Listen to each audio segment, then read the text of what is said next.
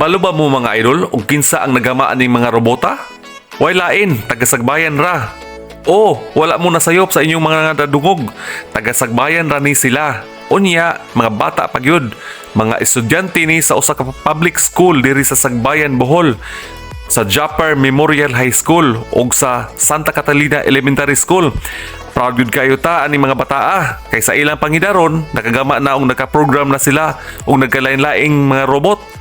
Og proud kaiming mga taga-Sagbayan, Bohol kay nasa mong atubangan nagperform ang champion sa World Robot Olympiad o WRO in Italy Open Championship 2024 held from September 25 to 28 in Brescia, Italy. Ang Japar Memorial High School from Santa Catalina, Sagbayan, Bohol ni champion sa Robo Mission Junior High School category.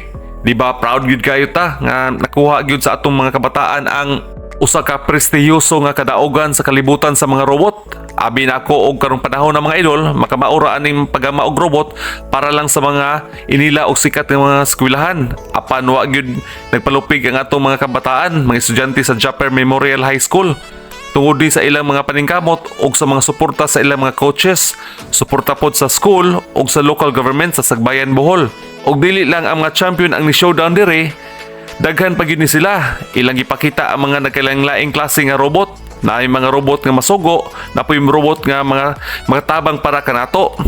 Believe gyud kaayo ko ani mga bataa, dili lang kay taga Sagbayan ko kundi proud ko nga usa ka Pilipino ang ni-champion sa World Robot Olympiad 2024. Shout out gyud kayo sa talented trio nga si Martin Ero Balaba, James Carl Nable o Rob Jasper Batausa.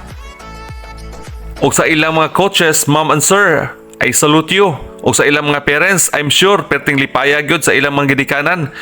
O good luck na lang sa inyong mga sunod nga competition mga idol. O good luck pod sa mga sumusunod ninyo, mga kabataan. Kay kamalumi nga daghan kay mga bata ang na-inspire aning paggama og robot. Og salamat kay ninyo mga kuya. Once again, congratulations gikan ni Ondoy Tutit TV.